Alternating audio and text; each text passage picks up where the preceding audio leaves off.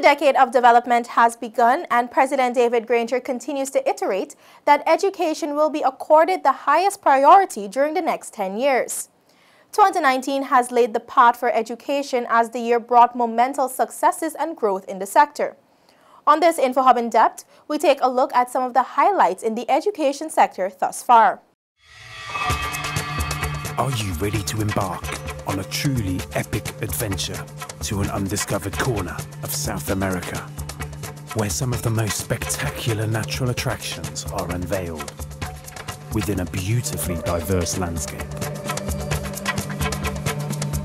From the wetlands and savannas to the ancient mountains, magnificent waterways and lush enriching rainforest would provide a vast playground for some of the most exotic and breathtaking creatures on the planet, including many of the world's giant species. This untouched land of mystery and wonder serves up an exclusive experience for travelers. So are you ready for a new, awe-inspiring adventure? Welcome back to nature. Welcome to Guyana.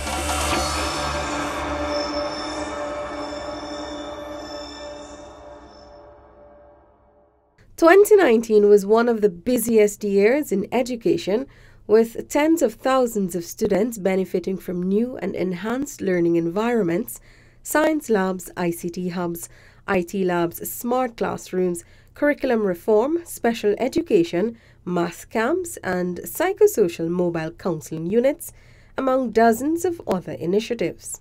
Beginning at the core of the ministry's mandate, which seeks to eliminate illiteracy, modernize education, and strengthen tolerance, the first quarter of the year saw grades 1 and 2 on stream to receiving a modern curriculum.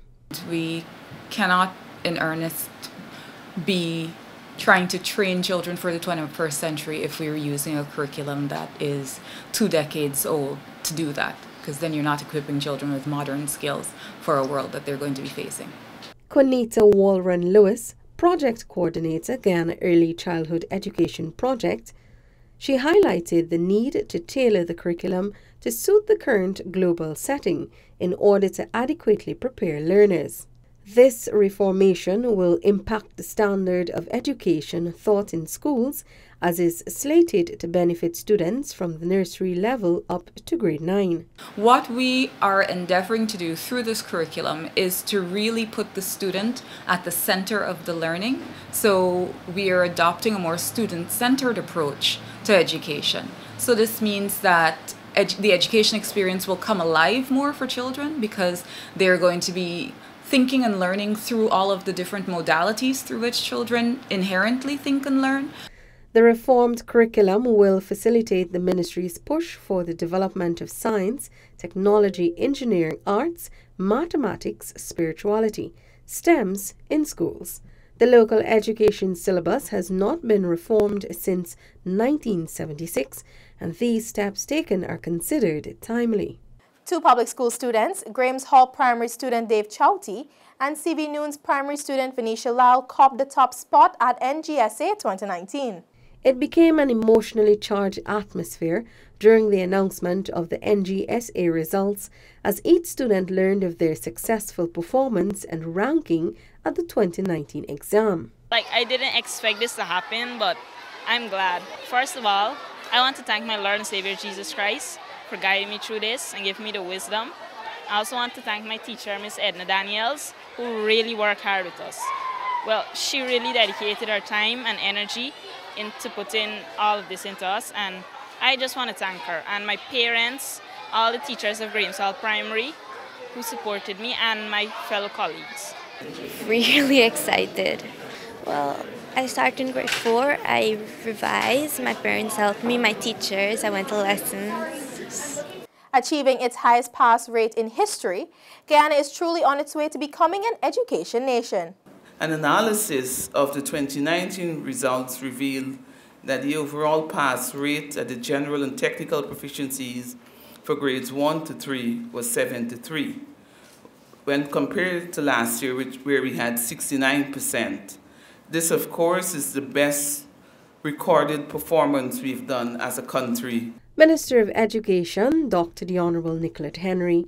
The minister also reminded that Guyana has become a regional frontrunner in education. In many instances, we are above the regional average in several subject areas, and so we would have recorded improved performance, which is evident in 21 subject areas. Chief Education Officer Dr. Marcel Hudson said that 2019's improved performance is as a result of the Education Ministry working closely with teachers, parents and students.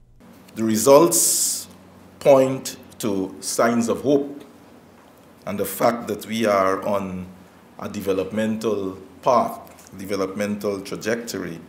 Last year, 11,467 students sat the Caribbean Examination Council's CSEC examination in May-June with 67,500 subjects entries, while 880 students sat the Caribbean Advanced Proficiency Examination CAPE through 10 sixth form schools and 5 private centers. Guyana's education system continues to stand out regionally. The country was nominated for 7 awards for excellent academic performance at 2019's Regional Awards ceremony held on Thursday, December 5, 2019. In recognition of their outstanding achievements following the results of their performances in the May-June 2019 examinations, the Caribbean Examination Council CSEC invited 4 Guyanese students to receive the 7 prizes in Grenada. Caribbean Secondary Education CSEC top student Rihanna Tony, who hails from the Cinderella County of Essequibo, copped 2 awards, Most Outstanding Overall Performer at the CSEC examination, as well as the award for Most Outstanding Performance in Humanities. At the Caribbean Advanced Proficiency Examination CAPE, Michael Bopal from Queen's College secured 3 awards, Most Outstanding Overall Student, Most Outstanding in Natural Sciences, and Most Outstanding in Mathematics. Bhopal previously topped nationally for both the National Grade 6 Assessment NGSA in 2012 and the CSEC examinations in 2017. Last year's award came on heels of his impressive 16 Grade 1 passes during the 2 years of CAPE. More students continue to settle in well and thrive in their new first-of-a-kind school, Cato Secondary, now a flagship educational institution located in the North Pakurama region of Patara Siparuni. After its much-delayed completion in 2015, the facility was found to be riddled with defects. However, the current administration took seriously its commitment to delivering quality education to all and undertook extensive rehabilitative works to ensure that students would be able to learn and thrive in the school, which serves 17 indigenous communities. The Education Minister, in her remarks, underscored the importance of education in the development and transformation of lives. I believe one of our more significant promises as a sector, and certainly as a government, is to reduce the disparities between the hinterland and the coastland, and to bridge educational gap, certainly between the 2 communities. And so, we would like to ensure that we provide quality education for all of our students in all of our communities. Today, the commissioning of Cato Secondary School marks the pathway for growth in this community, but more significantly, it represents growth in the education sector. Chief Education Officer Dr. Marcel Hudson said that the $1 billion state-of-the-art facility was completed to serve the community. In the current global setting, education is both a necessity and an investment which everybody must embrace with the seriousness that it deserves. It is with such an understanding that the Ministry of Education has ensured the completion of Cato Secondary School with the view of intentionally placing the children of this community on a developmental trajectory. The facility also houses teachers' quarters, a dining hall and kitchen, a student dormitory, solar panels, a main teaching block with a library, a smart classroom, a home economics laboratory, a science lab, an information technology lab, and an industrial arts classroom. The minister was accompanied by Minister of Public Telecommunications, the Honourable Catherine Hughes, Minister of Communities, the Honourable Ronald Balkan, and several technical officers within the Ministry of Education who all lauded the ministry's efforts to make the school fit for learning. The school's commissioning was in keeping with the Ministry of Education's mandate to create improved standards and equitable delivery of education nationwide. It is also in keeping with Goal 4 of the United Nations Sustainable Development Goals, which speaks of inclusive and equitable quality education and the promotion of lifelong learning. Approximately 400 Region 7 students continue to enjoy their new classrooms following the September commissioning of the Camarang and Purima primary schools. Over $60 million has been invested into 2 new schools from the Upper Mazaruni district. The 2 schools, which can house 600 students, are a step towards creating an education nation. Minister of Education, Dr. the Honourable Nicolette Henry, explained the Ministry of Education aims to provide equal educational opportunities to all Guyanese and is constructing and rehabilitating schools both on the coastland and the hinterland. In keeping with our educational policy, which aims to ensure that every child has access to education, attends school, and achieves the level that allows him or her to graduate from school with the requisite knowledge, skills, and values, more schools will continue to be built. Urging parents, teachers, and students to maintain the newly constructed structure at Camarang, Minister of State, the Honourable Don Hastings Williams, noted that the building is comfortable and conducive to learning. It has been a long time. Camarang PTA has been crying for a new school building. And so today, it has been realized. Regional Chairman Kayuni Mazaruni Gordon Bradford spoke to the commitment of several stakeholders to ensure that development is set in motion. The purpose of this program should tell us or reinforce in us the interest that our government, both national and regional, have in our young people. Education has to be the engine of growth. Education builds a nation. While Port Kaituma schools were allocated in excess of $96 million in upgrades, Bartica will be welcoming a new special education school equipped with dormitories, the first of its kind in Guyana. Also in Region 7, construction began in 2019 for the first primary school for border community, Esseringbang. Astrid English, one of the trained teachers from the coast who volunteered to teach at the Hinterland School in 2018, said that the tablets are a welcome addition to her classroom. The tablets, we're so grateful for it. That's the first thing. She added that her students are participating more in class and are intrigued by the endless realm of possibilities available to them through the use of the smart devices. So far, 72 remote hinterland villages have benefited from internet connectivity, allowing increased access to public services in hinterland communities.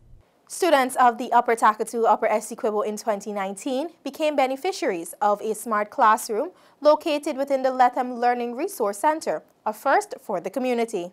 The smart classroom was the brainchild of the Ministry of Education in partnership with NSERD and the Regional Democratic Council.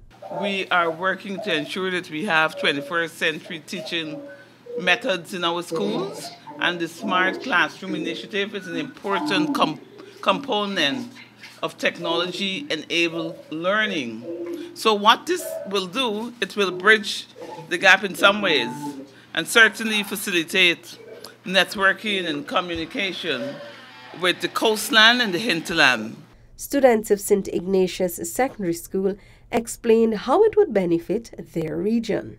Some students learn at practice or looking at things and looking and viewing and searching and exploring for yourself rather than sitting in class bored as a teacher. I think this program serves as a great initiative to help us to learn.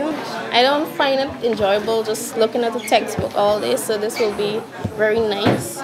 The smart classroom is equipped with a smart board for interactive learning, internet access, and houses a resourceful e-library.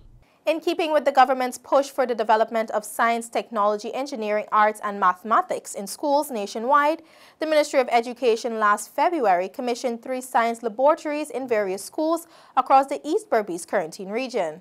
The new labs at the Kanji Secondary School, Ryman's Irvin Secondary School, and the Burmese Educational Institute were completed to a tune of almost $45 million. The Education Minister handed over the labs to the teachers and students of the respective schools. And we trust that these facilities will be able to use to improve the classroom environment and certainly the learning of the students, and will make teaching much more comfortable for teachers. It's part of a large initiative where I usually would go around to see not only the commissioning, but to ensure that the standards are being met and the best practices, and I know where the gaps are, so I can have my technical officers who will come behind me and ensure that they do the enforcement part.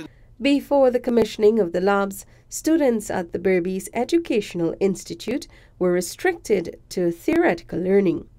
According to the school's grade 11 students, the new lab enables them to do more practical work in preparation for their CSEC exams. Regional Executive Officer of Region 6 Kim Williams Stephen explained that the lab will create an environment conducive for creative learning.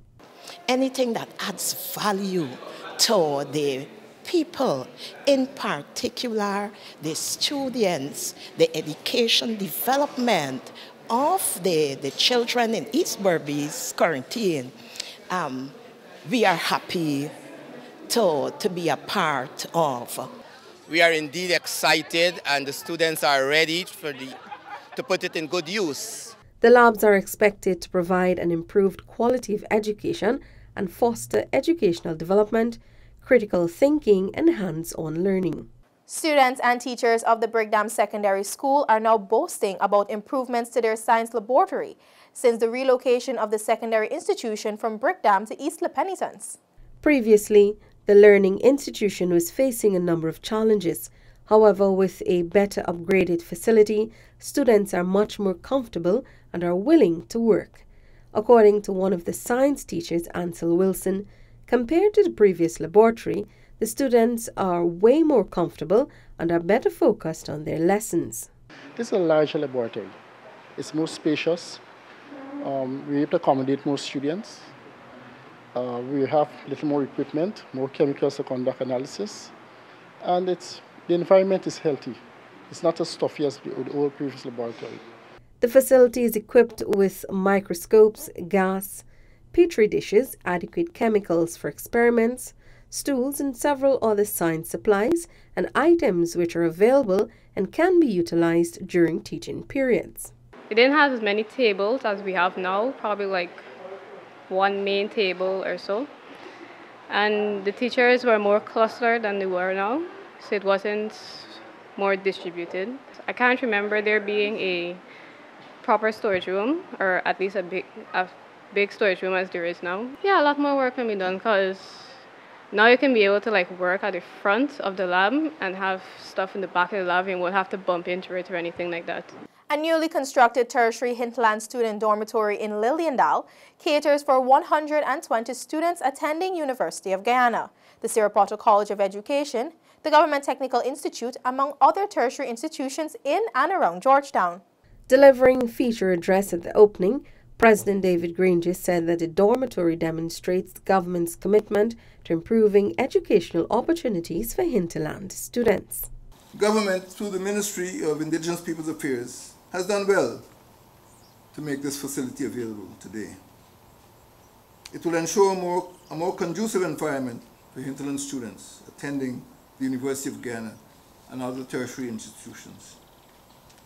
I look forward to the day when every regional town, Anna Regina, Bartico, Lethem, Mabaruma, Madia, every town will establish a first-class college to enable hinterland students to enjoy the best secondary education and later tertiary education within their communities without having to leave their region to come here at Liliendal to have comfortable accommodation and access to tertiary education. Minister of Education, Dr. the Honourable Nicolette Henry, noted that the commissioning marks another milestone for the education sector in Guyana. We know that the construction of a tertiary dormitory is not to be taken lightly, as this dormitory will provide tremendous opportunities for those students whose geographic location limit their chances of pursuing their dreams of higher education. The dormitory has 16 apartments. Each apartment boasts a kitchenette, toilet and bath area, and also a study area. It also has internet access and a library, as well as accommodation for 2 dormitory supervisors. These are just a few of the many initiatives implemented by the coalition government to ensure that each Guyanese benefits from quality education. This has been InfoHub in Depth. Thanks for watching. Goodbye.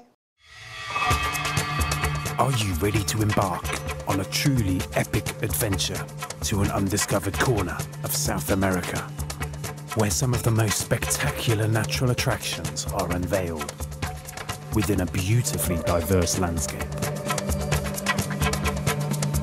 From the wetlands and savannas to the ancient mountains, magnificent waterways and lush enriching rainforest would provide a vast playground for some of the most exotic and breathtaking creatures on the planet, including many of the world's giant species. This untouched land of mystery and wonder serves up an exclusive experience for travelers. So are you ready for a new, awe-inspiring adventure? Welcome back to nature. Welcome to Guyana.